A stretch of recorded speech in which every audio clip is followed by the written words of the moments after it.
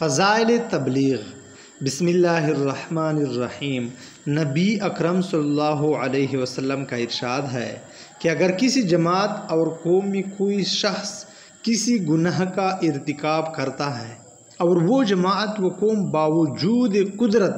کہ اس شخص کو اس گناہ سے نہیں روکتی تو ان پر مرنے سے پہلے دنیا ہی میں اللہ تعالیٰ کا عذاب مسلط ہو جاتا ہے۔ میرے مخلص بزرگوں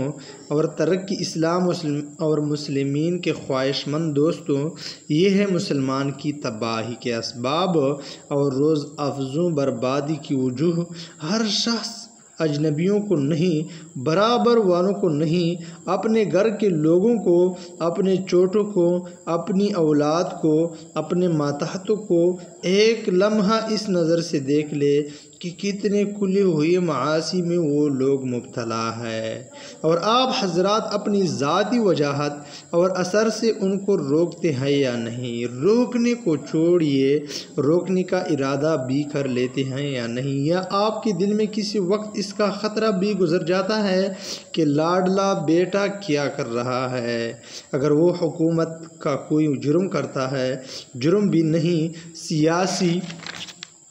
مجالس میں شرکت ہی کر لیتا ہے، تو آپ کو فکر ہوتی ہے کہ کہیں ہم نہ ملوث ہو جائیں۔ اس کو تنبیہ کی جاتی ہے اور اپنی صفائی اور تبرع کی تدبیریں اختیار کی جاتی ہے، مگر کہیں احکم الحاکمین کے مجرم کے ساتھ بھی وہی برتاؤ کیا جاتا ہے جو معمولی حاکم عارضی کے مجرم کے ساتھ کیا جاتا ہے۔ آپ خوب جانتے ہیں کہ پیارا بیٹا شطرنج کا شوقین ہے، تاش سے دل بہلاتا ہے، نماز کئی وقت کی اڑا دیتا ہے، مگر افسوس کہ آپ کے منہ سے کبھی حرف